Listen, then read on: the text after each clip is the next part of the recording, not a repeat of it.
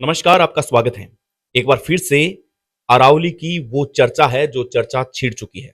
अरावली पर्वत क्यों तोड़ा जा रहा है? उस माला को, अरावली पर्वतमाला को क्यों डिस्टर्ब किया जा रहा है? आपको सबसे पहले अरावली पर्वतमाला का एक लेख छपा है, उस लेख के बारे में हम आपको बताते हैं। और उससे पहले हम बात कर लेते हैं कि अरावली पर्वतमाला की कुल लंबाई 670 से 700 किलोमीटर तक की है, जो गुजरात, पालनपुर से शुरू होकर दक्षिण पश्चिम दिशा से दिल्ली तक जाती है और हरियाणा व राजस्थान से होकर गुजरती है। देखिएगा, ये दुनिया की सबसे प्राचीन पर्वत श्रृंखलाओं में से एक है।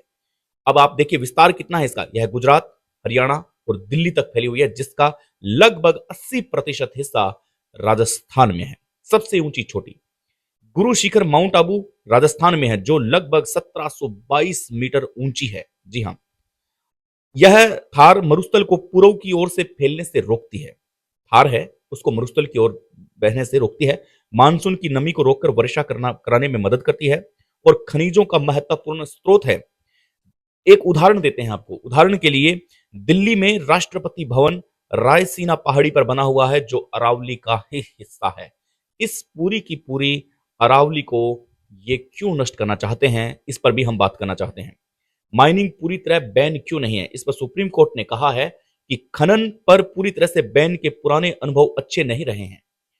पूर्व बैन से अवैध माइनिंग करने वाले बड़े रेत माफिया उग्र हुए, खनन भी काफी अधिक मात्रा में बढ़ा। इसलिए कोर्ट ने बीच का रास्ता अपनाते हुए कड़े नियमों के साथ खनन की मंजूरी है वो जारी की है। नई माइनिंग की मंजूरी अभी नहीं है, ये सुप्रीम कोर्ट का कहना है। लेकिन आपको बता दें कि विश्व की सबसे पुरानी, यूं कह सकते हैं, और इसके साथ साथ 600 से 700 किलोमीटर तक ये फैली हुई एक ऐसी पर्वतमाला जिसको तोड़ने पर अब सरकार राजी हुई है, सुप्रीम कोर्ट राजी हुआ है, लेकिन अब इसका जनता है जो विरोध कर रही है।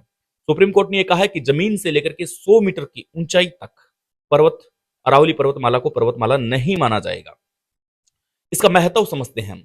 अरावली पर्वतमाला थार रेगिस्तानों को पूर्वी राजस्थान, पश्चिमी उत्तर प्रदेश, हरियाणा, दिल्ली एनसीआर की तरफ बढ़ने से रोकती है। थार का मतलब समझते हैं आप। देश की सबसे पुरानी यह पर्वतमाला करीब 20 करोड़ साल पुरानी है। जी हाँ, 20 करोड़ साल पुरानी है। यह राजस्थान और हरियाणा जैसे सूखे इलाकों में भूजल को रिचार्ज करती है। वहां की वहां की बायोडाइवर्सिटी में अहम रोल निभाती है।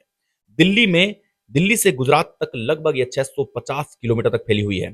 चंबल, साबरमती और लूनी नदियां पानी का मुख्य सोर्सेस हैं।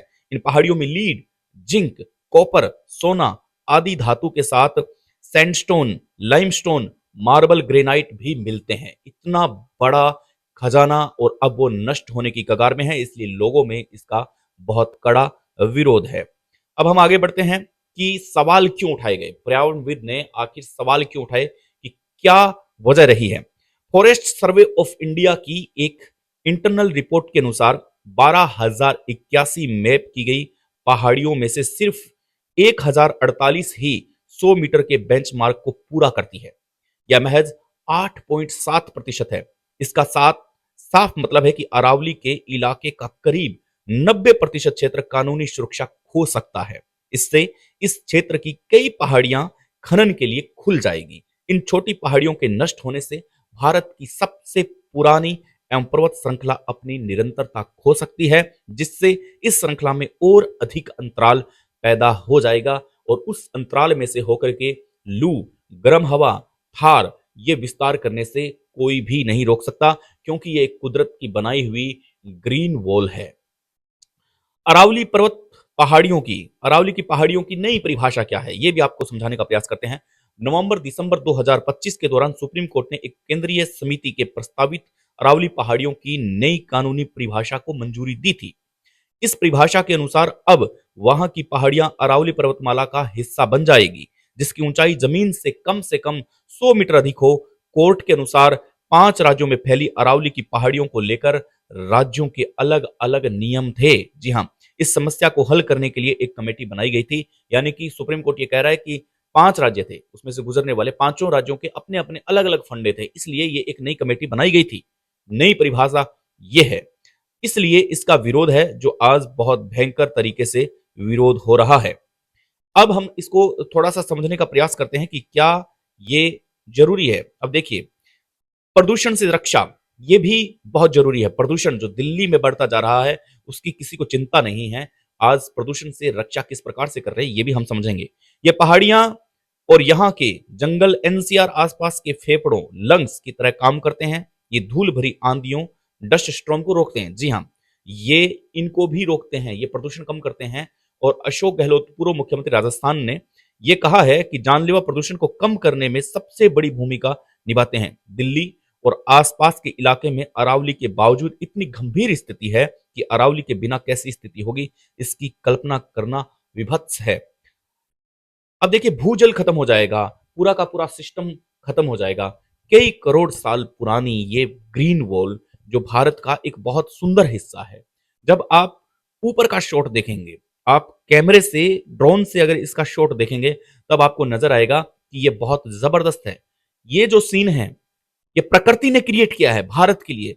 ये प्रकृति ने क्रिएट किया है भारत की उस जबरदस्त पर्वतमाला के लिए, जिसकी परिभाषाएं पूरा विश्व देता है। लेकिन 100 मीटर काटने की बात हो रही है, जमीन से लेकर के जो ऊंचाई 100 मीटर है वो अरावली पर्वतमाला का हिस्सा नहीं रहेगी। उस पर सरकार लीज देगी, उस पर खनन माफिया आएंगे। 100 मीटर के दायरे में जो बीच में जैसे पर्वतमाला चल रही है, 100 मीटर तक है, उसको पूर्ण रूप से काट लिया जाएगा। अब जैसे ही उसको काटेंगे तो पहाड़ी के बीच में अंतराल आएगा। जैसे ही ये अंतराल आएगा, तब उनके अंदर से होकर के हवाएं गुजरेगी, मरुस्थल थार वो गुजरेगा, और इसका विस्तार यूपी हरियाणा तक होगा। राजस्थान का कुछ हिस्सा तो थार में है ही, लेकिन ये यूपी और हरियाणा तक जाएगा। जब ये विस्तार हो जाएगा तो आने वाले 50 साल तक आप समझ सकते हैं कि इन स्टेट की क्या हालत होने वाली है। यहां पर प्रकृति ने जिस प्रकार की एक वॉल बनाई है कि इधर का हिस्सा गर्म है, इधर का हिस्सा ठंडा है, यहाँ पे अनाज की उत्पत्ति होती है। यहाँ पर दिल्ली एनसीआर में प्रदूषण ज्यादा होता है, इस वजह से प्रदूषण की भी कमी होती है। अब अरावली पर्वतमाला होने के बावजूद दिल्ली एनसीआर की हालत आपने देखी होगी कि वहां पर प्रदूषण का इतना बड़ा लेवल, जो कि आजकल सुर्खियों में है, लेकिन उस पर कोई चर्चा नहीं करना चाहता। अब इन पहाड़ियों के बीच में अगर अंतराल आ जाता है, तब आप सोचिए कि ये अंतराल कितना बड़ा प्रदूषण फैलाएगा, कितना बड़े थार का ये विस्तार करेगा। ये सोचने वाली बात है, समझने वाली बात है। लेकिन अब यहां पर पर्यावरणविद है जो निकल करके बाहर आ रहे हैं, लोगों ने अपनी अपनी डीपी लगाई है। ये आने वाले समय के लिए बहुत खतरे की घंटी है। और इसी प्रकार अगर ये 100 मीटर की पहाड़ियां, अगर इसका खनन होता गया, तो खनन माफिया है 100 मीटर की पहाड़ियों को तो खोदेंगे ही खोदेंगे, लेकिन पास में जो सेफ पहाड़ियां हैं उनको भी खोदा जाएगा। इसका एक उदाहरण यह है कि जिप्सम माफिया, आपने देखा होगा कि किस प्रकार से जिप्सम का कारोबार करते हैं, चूने का कारोबार करते हैं। जिप्सम का कारोबार के लिए वो लीज लेते हैं, लेकिन लीज किसी और जमीन की होती है। पास में पड़ा वन विभाग, वहां तक जिप्सम को खोद लिया जाता है। तो क्या गारंटी है कि खनन माफिया केवल और केवल 100 मीटर ऊंची पहाड़ी को ही खोदेंगे? आप देखिए, 100 मीटर ऊंची पहाड़ी को खोदना, इसका मतलब यह है कि पूरी की पूरी पर्वत श्रृंखला को खत्म करना। ये भारत के लिए बहुत बड़ी गंभीर चिंता है और इस पर आज चर्चा करनी चाहिए। इस पर हालांकि चर्चा को ही नहीं करना चाहता। अपने अपने दिमाग में ये सोच के देखिए कि किस प्रकार से भारत का भविष्य संकट में है। आने वाले 50 साल बाद में क्या हम प्रदूषण को रोक पाएंगे? क्या हम तपती लू को रोक पाएंगे? नहीं रोक पाएंगे। इसका जवाब सिर्फ एक है कि आज सबको डट करके मुकाबला करना चाहिए और आज सबको एक साथ आवाज उठानी चाहिए। और इसी वजह से भारत की, बल्कि विश्व की सबसे पुरानी विरासत है जो बच सकती है, जो कि हमारी संस्कृति को जबरदस्त बड़ा बनाती है। आपका क्या विचार है? हमें कमेंट सेक्शन में जरूर बताएंगे। नमस्कार।